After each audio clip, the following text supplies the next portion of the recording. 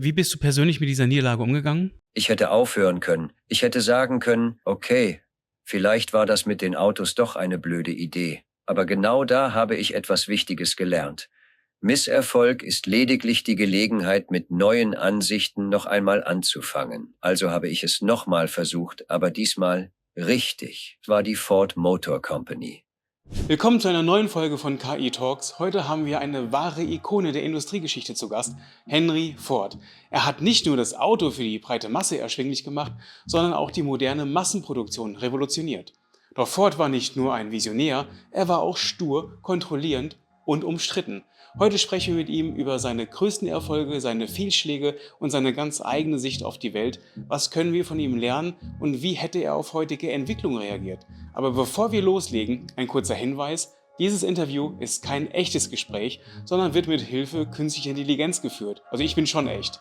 Die Antworten basieren auf historischen Zitaten, Biografien und bekannten Aussagen von Henry Ford und unsere KI versucht, seine Denkweise und Persönlichkeit so authentisch wie möglich wiederzugeben. Aber natürlich kann niemand zu 100% wissen, wie er heute wirklich antworten würde. Trotzdem, wir haben versucht, dieses Gespräch so spannend und realistisch wie möglich zu gestalten. Also lehnt euch zurück und stellt euch vor, wie es wäre, wenn ihr Henry Ford tatsächlich gegenüber sitzen würdet. Ich freue mich riesig auf dieses Gespräch und hoffe, ihr auch. Und jetzt nun viel Spaß mit unserem Interview mit Henry Ford. Bis dann. Henry, stell dich doch mal einmal selber kurz in deinen eigenen Worten vor. Wer bist du und was hast du gemacht? Also wenn man mich heute kennt, dann wahrscheinlich, weil ich die Welt auf Räder gestellt habe.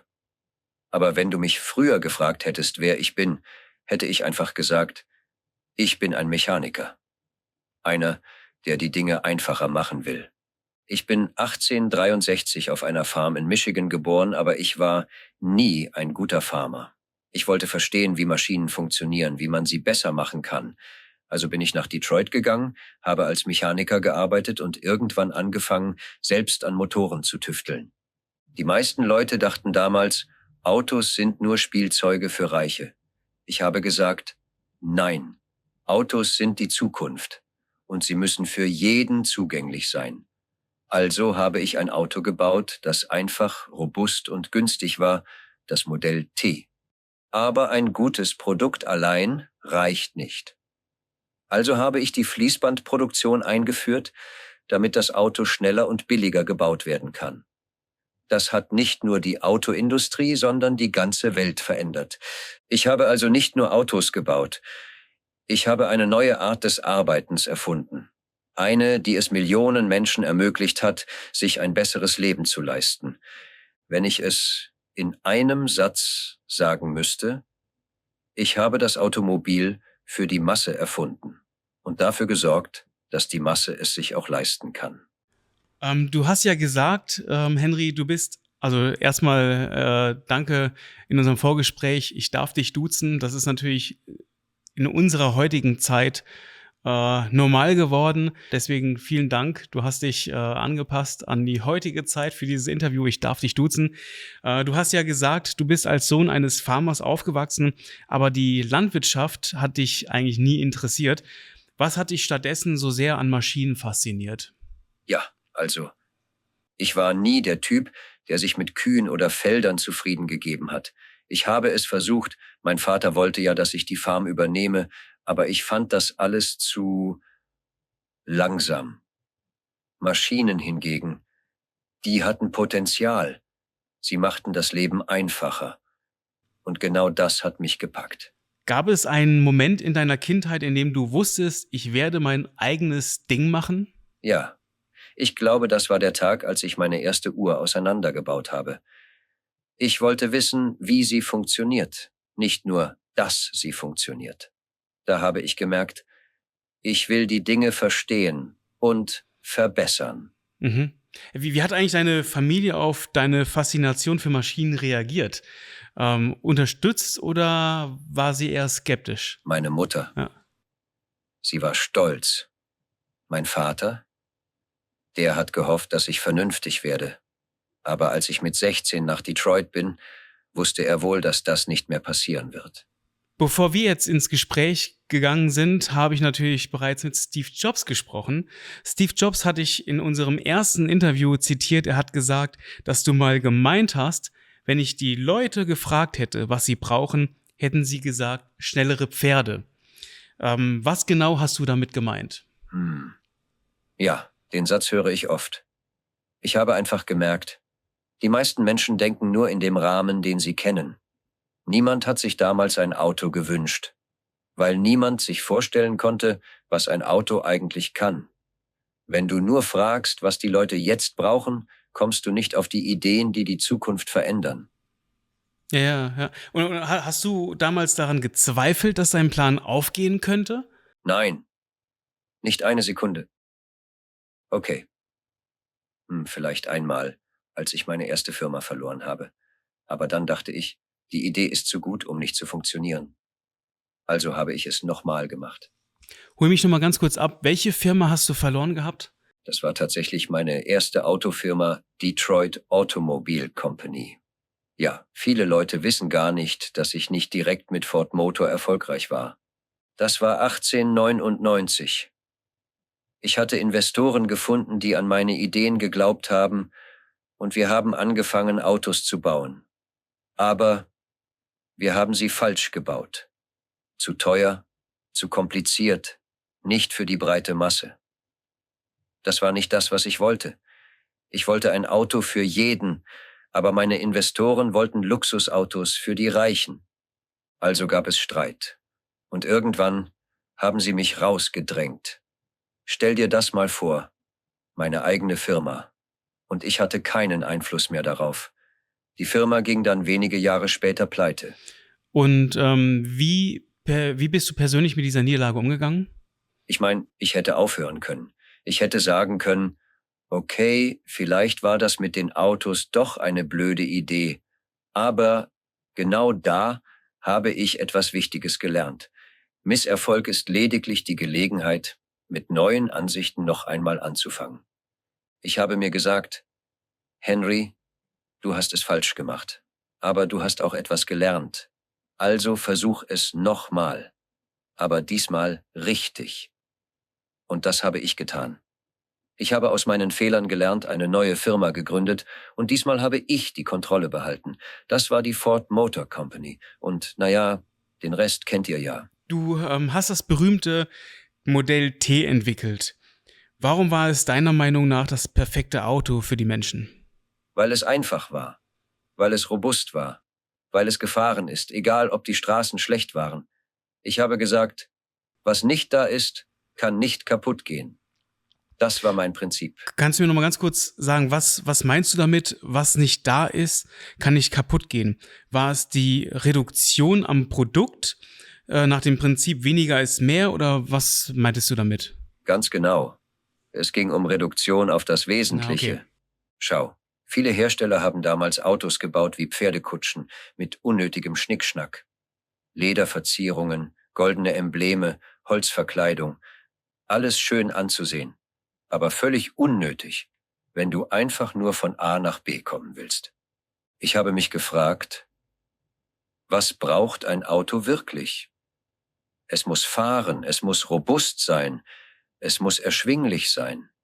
Also habe ich gesagt, alles, was nicht zwingend notwendig ist, fliegt raus. Keine aufwendige Federung, kein überflüssiger Chrom, keine komplizierte Technik, die nur teuer in der Reparatur ist. Dafür weniger Teile, weniger Schwachstellen und damit weniger Dinge, die kaputt gehen können. Wie sagt man so schön, Perfektion erreicht man nicht dann, wenn man nichts mehr hinzufügen kann, sondern wenn man nichts mehr wegnehmen kann. Und genau das war mein Ansatz. Es ging nie darum, etwas billig zu machen, sondern etwas smart zu machen. Weniger Komponenten, aber mehr Zuverlässigkeit. Das Model T konnte überall fahren, weil es schlicht war. Und genau deshalb konnte es von Millionen Menschen benutzt werden. Ja, die Reduktion auf das Wesentliche ist tatsächlich, vergessen viele.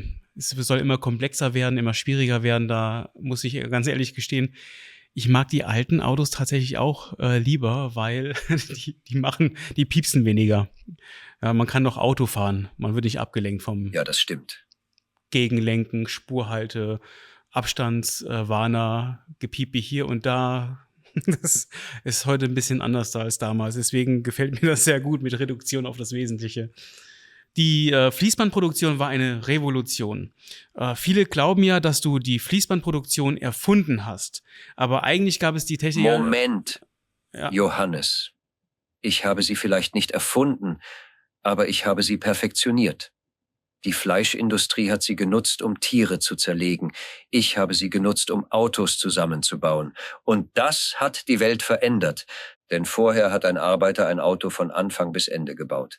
Das war langsam. Ich habe gesagt, nein, jeder soll nur einen kleinen Teil machen, aber dafür so schnell und perfekt wie möglich. Das hat die Produktionszeit von mehreren Tagen auf 1,5 Stunden reduziert. Ja. Also nein, erfunden?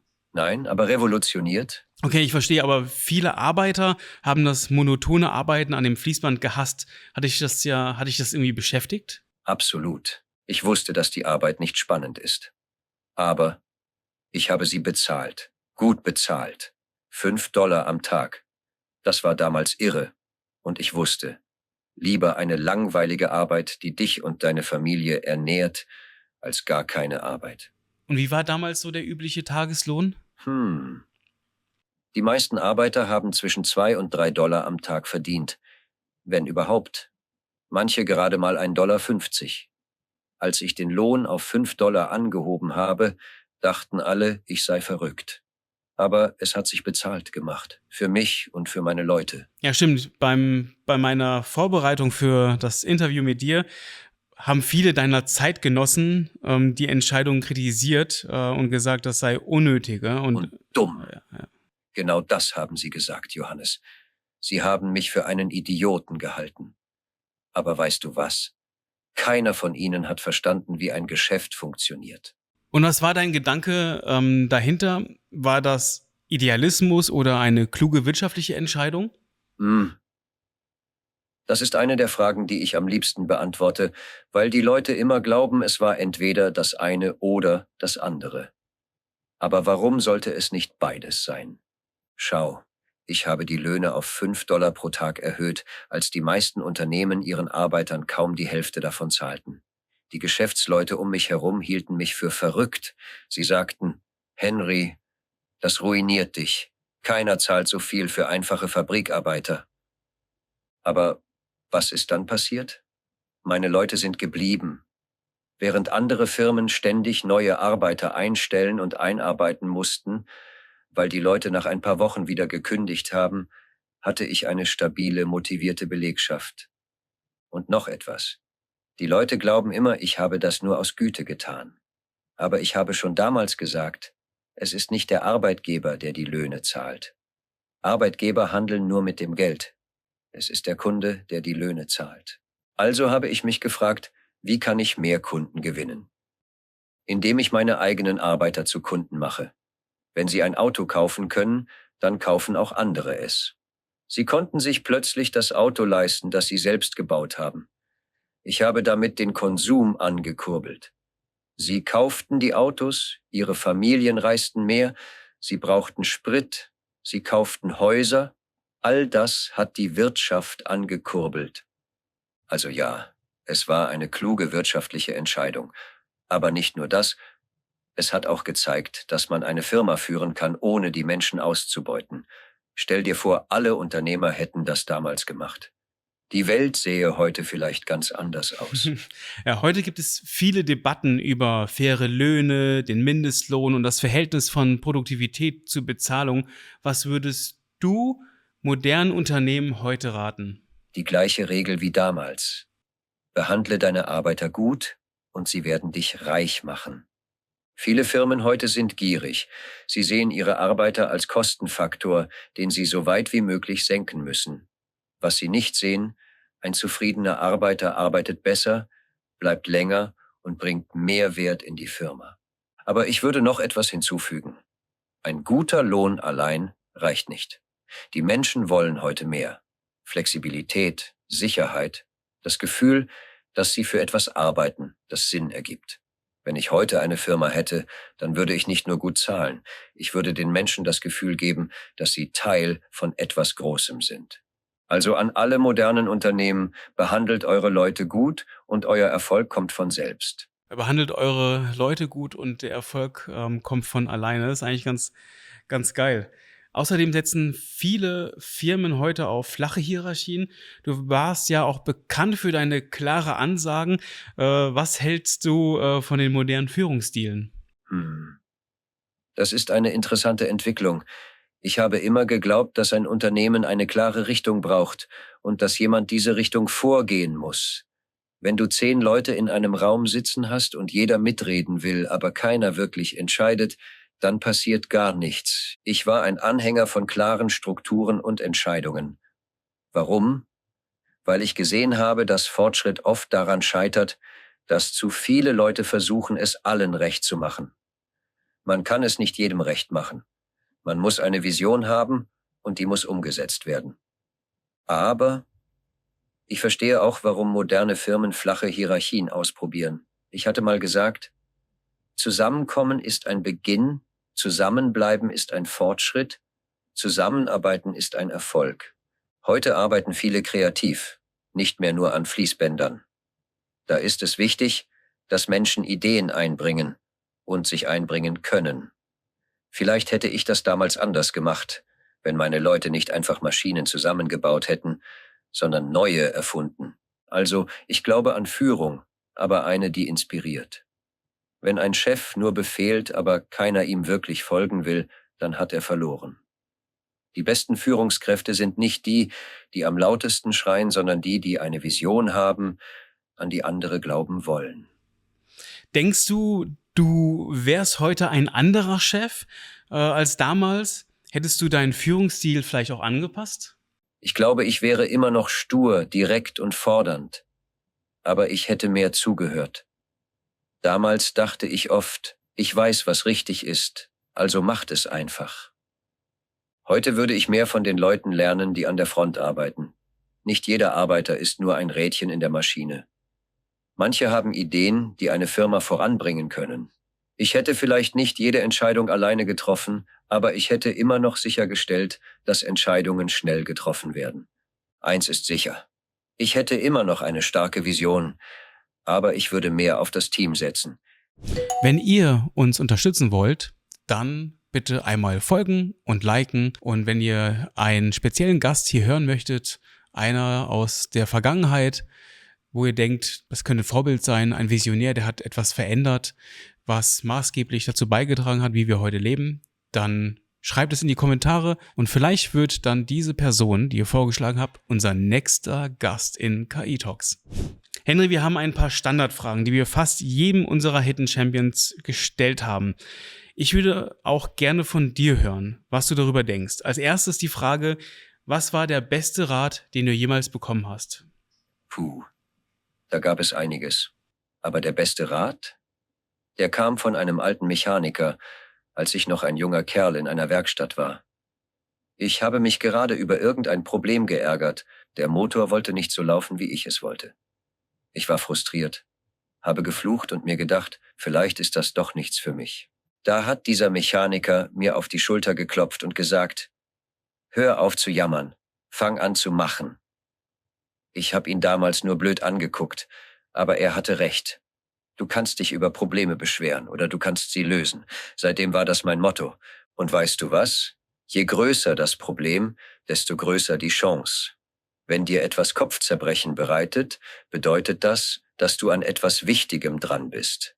Das habe ich nie vergessen. Und was war die wichtigste Entscheidung? Was war deine wichtigste Entscheidung? Ohne Zweifel das Modell T. Vorher waren Autos Spielzeuge für Reiche. Man hat sie gebaut wie Kutschen, in kleinen Stückzahlen, teuer und kompliziert. Ich hätte den gleichen Weg gehen können. Ein Auto für die Oberklasse bauen, schön verziert, handgefertigt. Aber ich habe mich gegen diesen Weg entschieden. Ich habe gesagt, ich baue ein Auto für die Masse. Das war eine Entscheidung, die niemand verstanden hat. Selbst meine eigenen Investoren haben gesagt, Henry, du kannst doch nicht einfach jedem ein Auto in die Hand drücken. Aber genau das wollte ich. Diese Entscheidung hat alles verändert. Nicht nur für mich, sondern für die ganze Welt. Ohne das Model T wäre Amerika anders gewachsen. Es gab den Menschen eine neue Freiheit, hat neue Industrien geschaffen, neue Jobs. Das war die beste Entscheidung meines Lebens. Und ja, ich habe stur daran festgehalten. Manchmal muss man das. Kurz und knackig jetzt die Frage, und was war dein größter Fehler? Da gibt's einige. Aber wenn ich einen wählen muss, dann war es wohl, dass ich zu lange am Model T festgehalten habe. Ich war überzeugt, dass es das perfekte Auto war. Einfach, robust, erschwinglich. Was will man mehr? Ich habe nicht gesehen, dass sich die Menschen verändern. Sie wollten plötzlich nicht nur ein Auto, das fährt. Sie wollten ein schönes Auto, ein schnelleres Auto, ein moderneres Auto. Mein eigener Sohn hat mir das immer wieder gesagt. Vater, wir müssen etwas Neues machen. Aber ich habe abgewunken. Ich dachte, die Leute wissen nicht, was sie wollen. Ich hätte auf ihn hören sollen. Als ich endlich nachgegeben habe und das Model A kam, war es schon fast zu spät. Wir haben Jahre verloren und General Motors hat uns Marktanteile weggenommen. Lektion daraus: Wenn du siehst, dass sich die Welt verändert, dann sei nicht der Letzte, der sich anpasst. Würdest du sagen, du bist mutig? Mutig? Ich würde eher sagen, ich war stur. Aber vielleicht gehört das zusammen. Schau mal, Mut ist nicht, keine Angst zu haben. Mut bedeutet, dass du trotz der Angst weitermachst. Ich hatte viele Momente, wo alles auf der Kippe stand. Meine erste Autofirma ist gescheitert. Ich wurde von meinen eigenen Investoren rausgeworfen. Die Leute haben mich ausgelacht, als ich sagte, ich baue ein Auto für die breite Masse. Aber was sollte ich tun? Aufgeben? Dann hätte ich genau das gemacht, was alle von mir erwartet haben. Also habe ich weitergemacht. Wenn das Mut ist, dann ja. Dann bin ich mutig. Und hattest du einen Mentor oder ein Vorbild? Ja, 2 sogar. Ja, und welche? Der eine war Thomas Edison. Ich habe für ihn gearbeitet, als ich jung war. Und irgendwann, nach einer Veranstaltung, hat er mir die Hand geschüttelt und gesagt: Junger Mann, Sie haben eine großartige Idee. Bleiben Sie dran. Das hat mir so viel bedeutet. Edison war ein Genie. Dass er an mich geglaubt hat, das war ein enormer Schub. Mein zweites Vorbild war aber jemand, den keiner kennt. Mein Lehrmeister in Detroit, als ich noch ein einfacher Maschinist war. Der hat mir gezeigt, dass es nicht reicht, eine Idee zu haben. Man muss sie auch umsetzen können. Von ihm habe ich gelernt, dass Technik nicht einfach magisch passiert. Sie muss geplant, getestet und verbessert werden. Er war nicht berühmt, aber er hat mich geprägt. Was bedeutet für dich Erfolg? Viele denken, Erfolg bedeutet, reich zu sein. Aber ich sage, Reichtum besteht nicht darin, Besitz zu haben, sondern in der Fähigkeit, mit wenig glücklich zu sein. Erfolg ist für mich, wenn man etwas erschafft, das die Welt besser macht. Geld kommt dann von allein. Aber das ist nicht das Ziel. Das Ziel ist, etwas zu hinterlassen, das auch nach deinem Tod noch zählt. Erfolg ist also, wenn du das Gefühl hast, dass das, was du tust, einen Unterschied macht. Und ich glaube, das habe ich geschafft. Du warst ja nicht nur ein genialer Ingenieur, sondern auch ein geschickter Geschäftsmann. Heute sehen wir viele Unternehmen, die entweder Unsummen in Marketing stecken oder fast gar nicht werben, weil sie glauben, ihr Produkt spricht für sich. Oh Johannes, da sagst du was. Aber weißt du, ein gutes Produkt ist das eine. Aber wenn niemand davon weiß, dann kann es auch niemand kaufen. Ich habe schon damals gesagt, wenn Sie einen Dollar in Ihr Unternehmen stecken wollen, so müssen Sie einen weiteren bereithalten, um das bekannt zu machen. Viele glauben, Werbung sei nur bunte Bilder oder große Versprechen, aber das ist es nicht. Werbung bedeutet, dass du deine Vision mit der Welt teilst. Es bedeutet, den Leuten zu zeigen, warum dein Produkt ihr Leben verbessern kann. Aber ich gebe zu, nicht jede Kampagne funktioniert. Wie ich mal gesagt habe, 50% bei der Werbung sind immer rausgeworfen. Man weiß aber nicht, welche Hälfte das ist. Das heißt, man muss experimentieren, man muss testen, man muss Risiken eingehen. Aber man darf niemals aufhören, über sein Produkt zu sprechen. Denn wenn du aufhörst, dich bemerkbar zu machen, dann verschwindest du. egal wie gut dein Produkt ist. Henry, ich muss wirklich sagen, das war eines der inspirierendsten Gespräche, die wir je hatten. Deine Sicht auf Erfolg, Mut und Innovation, das ist einfach beeindruckend. Danke, Johannes. Aber weißt du was? Das Wichtigste ist nicht, was ich gemacht habe, sondern was ihr daraus macht. Ja, das ist ein guter Punkt. Und genau an dieser Stelle möchte ich auch unsere Zuhörer mit ins Boot holen. Was habt ihr aus diesem Gespräch mitgenommen? Gab es einen Moment, wo ihr dachtet, ja, genau das kann ich für mich nutzen? Oder vielleicht eine Stelle, wo ihr denkt, na, Henry, da liegst du falsch. Ich bin mir sicher, dass nicht jeder mit mir übereinstimmt. Und das ist gut so.